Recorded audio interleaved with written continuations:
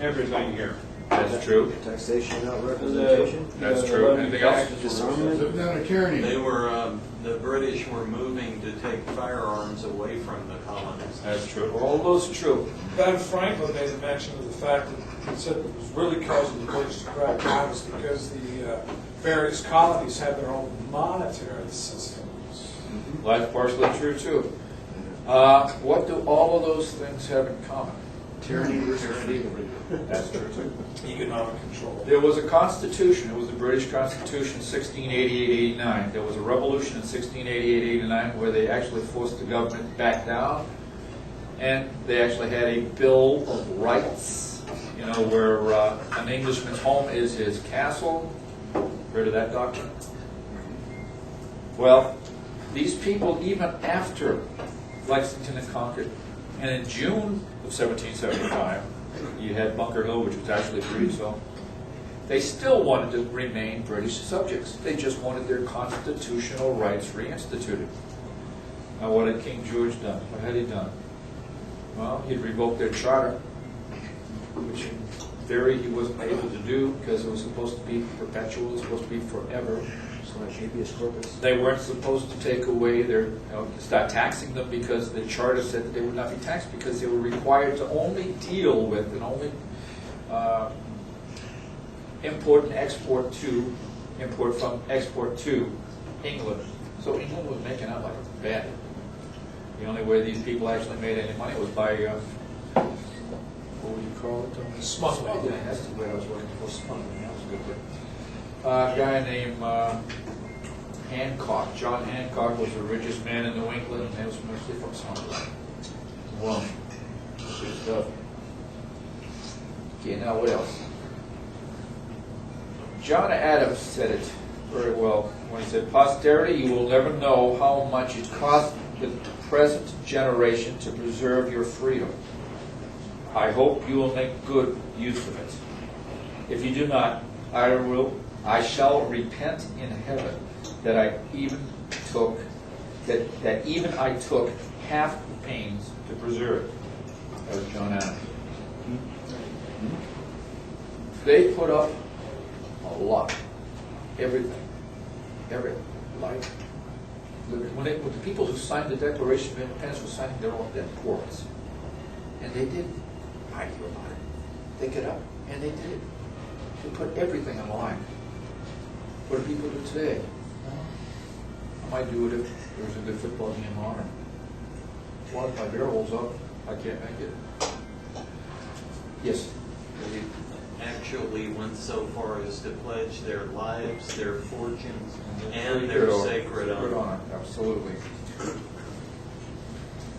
Thomas Paine wrote in Common Sense in 1776. And by the way, no one thought about a revolution until 1776 when Thomas Paine came from England to America. He was introduced to some people in Philadelphia by a fellow named Benjamin Franklin, letter of introduction. He began printing and wrote some material. He used to be a tax collector for the king, and he got the shaft, the royal shaft. So he wasn't very happy about that. So he has some ideas, and he absolutely articulated the way he wrote. In Common Sense, he wrote, "When we are planning for posterity, we ought to remember that virtue is not hereditary. And be aware of the people that you put in power, because virtue is not hereditary. Put good people in power, and you'll have a good government. Put bad people in, you've got all bad choices, you put it, oh, he's not as bad as the others. Still, bad is bad. We have to change the system, folks." I like when he wrote the 23rd of December 1776 in the first American crisis. "These are the times to try men's souls. The summer soldier and the sunshine patriot will, in this crisis, shrink from the service of his country. But he that stands it now deserves the love and thanks of man and woman. Tyranny, like hell, is not easily conquered. Yet we have this consolation with us. At the heart of the conflict, the more glorious the triumph. What we obtain too cheap, we esteem too lightly. It is dearness only that gives everything its value. never knows how to put a proper price upon his goods. And it would be strange indeed if so celestial an article as freedom should not be highly rated. This is what they had in mind when they decided to buck the system.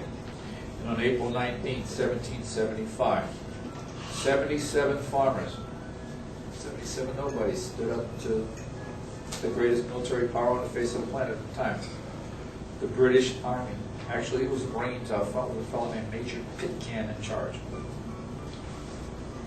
10 were killed in Lexington on the colonial side. Oh, excuse me, 8 were killed, 10 were wounded. On the British side, one private had a slight flesh wound in the calf, and a horse was nicked. For someone who can really shoot, how come they missed all those people? They were all lined up in a row. It's really easy to hit. They tried the same thing in North Bridge and Concord when they got to Concord. It didn't work as well there. And interestingly enough, there was an arrogance with the British hierarchy. They believed they were superior. The officers all wore the best uniforms. The uniforms didn't fade. They were bright red. Of course, their men, their uniforms were made of lesser materials. They faded. Instead of being real red, they became somewhat pinkish. So if you want to take out the officers, go for the bright red ones. That's what they did. Took out the officers, went for the bright red.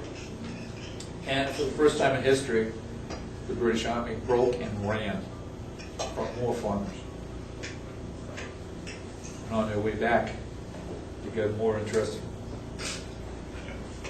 A gentleman named William Heath, who became a general, never been in the military, but read a bunch of books he studied. He knew that a collision course was already laid, that war was in the making, or would be, that they needed to prepare. So he prepared himself, and he studied and studied and studied.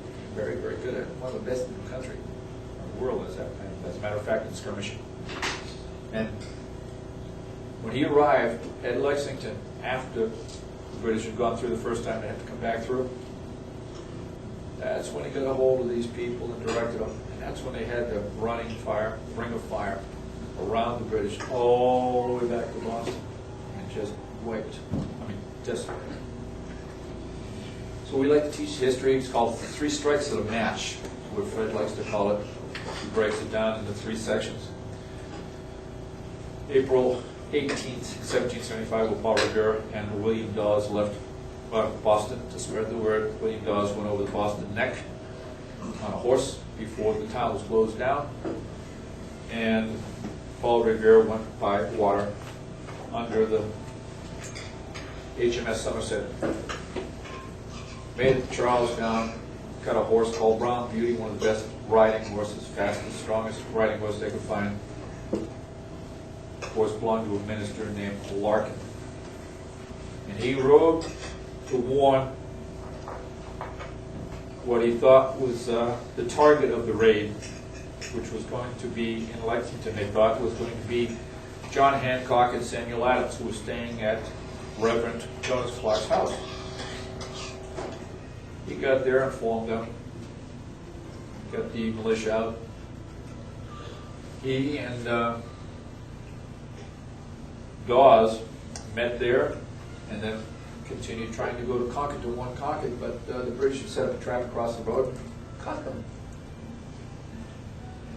Now, the only one that didn't get away was Revere. You get the help, they stole his horse, gave it to a fat sergeant. But that is your first strike of matches up to Lexington. Second strike of match is when you get to Concord. They start shooting at Concord Bridge. That's the second strike. Third strike is when they start to retreat back. And then you got to go back through Lexington, where they really irritated people by shooting their family members, because everyone was related in this town of Lexington. They were all related. And they clean the clocks. Very technical term, clean the clocks. There was one old gentleman when they left Concord. His name was Whittemore, 78 years old. Mr. Whittemore gave his wife a kiss goodbye, took 2 pistols, a musket, and a saber, and went out. Found a nice location where he could shoot at British behind a stone wall. and waited for the big, bright red coats to come over the hill. And when they did, he started mocking them.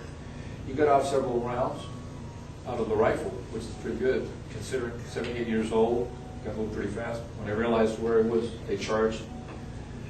Couldn't load fast enough. He shot his rifle, shot his 2 pistols. When they pulled his saber to try to disable someone or kill them with a saber, he gets shot in the face. Took off part of his face, and when he went down, he was bayoneted more than 14 times. They thought that he was dead. They left. His own people came, got him help. Even the doctor thought, this man's a goner. We fooled them all. Lived to be 98 years old. Never had to buy another drink.